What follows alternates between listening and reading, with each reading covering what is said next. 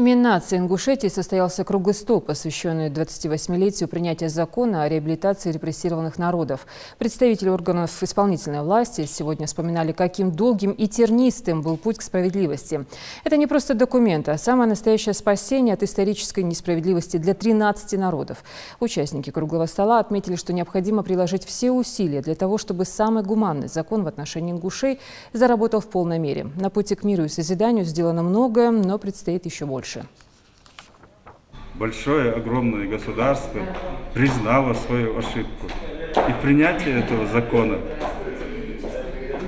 высший законодательный орган страны опирался на международное право, на международные акты. И мы в планах своей работы в дальнейшем будем корректировать.